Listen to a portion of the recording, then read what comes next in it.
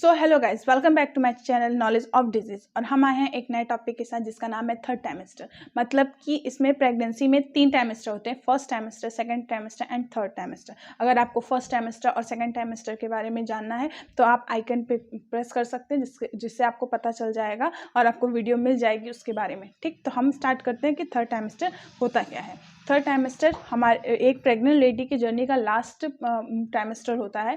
इसके बाद उसकी प्रेगनेंसी ख़त्म होने वाली है, तो मतलब बेबी डिलीवर होने वाला होता है। तो थर्ड टाइमेस्टर में होता क्या क्या है। थर्ड टाइमेस्टर में ब्रेस्ट लीकेज होने लगता है, मतलब ब्रेस्ट से थोड़ा थोड़ा लीकेज स्टार्ट हो जाता है। यूट्रस का होता है वो हैवी हो जाता है, एमनियोटिक फ्लूइड ज़्यादा हो जाता है, उसमें बेबी का वेट जो होता है वो ग्रोथ बढ़ जाती है, फंडल वेट बढ़ता है, हाइट बढ़ती है। ये सारी चीज़ें थर्ड टाइमेस्टर में होता है। सबसे मोस्ट इंपॉर्टेंट थिंग ये होता है कि जो बेबी होता है उसका मूवमेंट पता चलता है, मतलब क्लियर हम उसको ट्रैक कर सकते हैं कि कब हमारा बच्चा सो रहा है और कब हमारा बच्चा जाग रहा है। अगर आप बेबी को थोड़ा सा भी हिलाएंगे या फिर आप उसको प्रेस करने की कोशिश करेंगे तो बेबी खुद रिस्पॉन्स देता है कि हम इसके अंदर हलचल या मूवमेंट हो रही है। तो ये थर्ड टाइमेस्टर में होता है। अब आगे बात करते हैं अल्ट्रासाउंड की।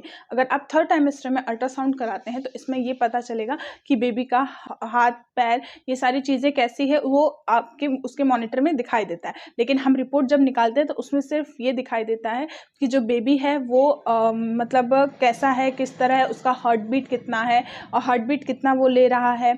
दूसरी चीज़ कि उसमें रील के टाइम पे जब वो कैप्चर किया जाता है तो उस टाइम उसका मूवमेंट होता है कि नहीं होता है, पैर हिला रहा है, हाथ हिला रहा है या खुद भी घूम रहा है, ये सारी चीज़ें बताता है। लूप बताता है, मतलब कि उसके गले में मतलब जो अम्बिकल कॉर्ड होता है वो राउंड हुआ है कि नहीं है, इसके बारे में बताता है।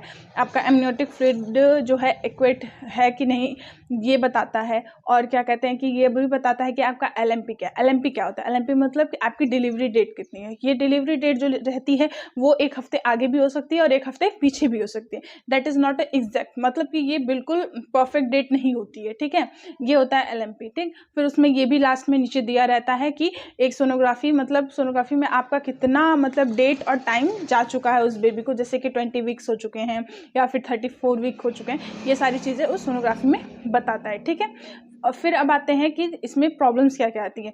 जब थर्ड टाइमेस्टर स्टार्ट होता है तो लेडीज़ को बहुत ज़्यादा कमर में दर्द होता है। क्यों? क्योंकि बेबी जो होता है उसका वेट बढ़ने लगता है और वो बैक साइड की तरफ प्रेशर देता है। ठीक है, जिसकी वजह से कमर में दर्द आता है। फिर स्टमक पेन होता है। क्यों? क्योंकि स्टमक पेन की वजह से जो बेबी होता है वो नीचे, मतलब सिफेलिक अगर बेबी है तो वो नीचे प्रेशर करेगा ताकि जो वेजाइना है उसका डायलेशन हो सके। ठीक, डायलेशन का मतलब क्या होता है कि खुल सके, ताकि बेबी का जो डिलीवर होने का वे है वो स्मूथ और ईजिली हो सके, जिसकी वजह से वो बाहर आ सके। ठीक है, इसमें विजाइनल डायलेशन भी होता है। ठीक, जिसको हम लोग पीवी के थ्रू चेक करते हैं, मतलब विजाइनल एग्जामिनेशन के थ्रू चेक करते हैं कि उसका डायलेशन कितना हुआ है और बेबी बाहर आने की कोशिश में है या नहीं है। ठीक है, ये होता है हमारा पीवी। ठीक, अब बात करते हैं हम कि आगे उसमें क्या क्या चेंजेस होता है। इसमें बॉडी जो होती है, बॉडीज़ पे स्क्रैच आ जाते हैं, मतलब जो यूट्रस वो अपनी जगह जब बदलने लगता है, मतलब वो बड़ा होने लगता है बेबी, तो उसी के साथ साथ यूट्रस भी चेंज होता है। ठीक, यूट्रस के चेंज होने की वजह से जो आपका स्टमक होता है, मतलब यूट्रस की जो प्लेस होती है आपकी बॉडी में, उसमें मतलब स्टिच मार्क आने लगते हैं। ठीक है, स्टिच मतलब फटने लगता है। आपके इसमें थाई फट सकती है। क्यों? क्योंकि आपका बॉडी जो होता है वो वेट गेन करता है।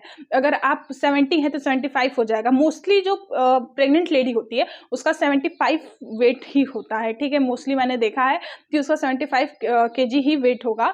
और फिर उसके बाद थाई आपकी स्टिच आने स्क्रैच आने लगता है। फिर उसके बाद आपकी ब्रेस्ट में भी वो फटने लगता है। ये सारी चीज़ें होने लगती हैं। मोस्टली चीज़ें क्या होती हैं कि शक्ल और मतलब फेस जो होता है वो भी अजीब टाइप का होता है, पिंपल हो जाता है, मतलब ब्लैकिश पड़ जाता है, जिसकी वजह से ये पता चलता है कि जो बेबी है अपनी ग्रोथ के साथ साथ मम्मी का जो ब्लड होता है बॉडी के अंदर वो बेबी जो होता है वो ले रहा है। ठीक है, 6 महीने में या फिर 7वें महीने में वो जो बेबी होता है वो ब्लड सक करना शुरू कर देता है, जिसकी वजह से वो ग्रोथ होता है। मोस्टली आप लोगों को पता होगा कि जब प्रेगनेंसी हम लोग कंसीव करते हैं, ह्यूमन्स कंसीव करती हैं, तो वो 9 मंथ का जो मेंस्ट्रुएशन पीरियड मतलब कि मासिक धर्म होता है वो बंद हो जाता है। उसके बंद होने का सबसे मेन कारण यही होता है कि जो मासिक धर्म का जो ब्लड होता है वो बेबी बेबी लेता है, जिसकी वजह से उसका ग्रोथ होता है। ठीक है, तो ये सारी चीज़ें होती हैं थर्ड टाइमेस्टर में। मोस्टली थर्ड टाइमेस्टर में हमें क्या क्या खाना चाहिए उसके बारे में बात करते हैं। हमें क्या क्या लेना चाहिए, हमें पौष्टिक आहार लेना चाहिए, आयरन, कैल्शियम, प्रोटीन, ये सारी चीज़ें लेनी चाहिए। मोस्टली फ्रूट का जूस यूज़ करना चाहिए, विटामिन ले सकते हैं आप, मेडिसिन लीजिए, आयरन की, फोलिक एसिड की, इन सारी चीज़ों की मेडिसिन लीजिए। और दूसरी बात ये कि आप फ्रूट यूज़ करिए, सबसे ज़्यादा नारियल पानी का यूज़ करिए। क्यों? क्योंकि बॉडी डिहाइड्रेशन में जब होती है तब बॉडी को चक्कर आने लगता है, और फिर वो बेबी जो होता है उसके रहने की वजह से चक्कर आते हैं। ठीक है, तो ये था हमारा थर्ड टाइमेस्टर जिसके बारे में हमने अभी बात की। अगर आपको कोई डाउट है, कोई प्रॉब्लम है, कुछ भी है, तो आप प्लीज़ हमें कमेंट करिए, हम आपकी पूरी हेल्प करेंगे।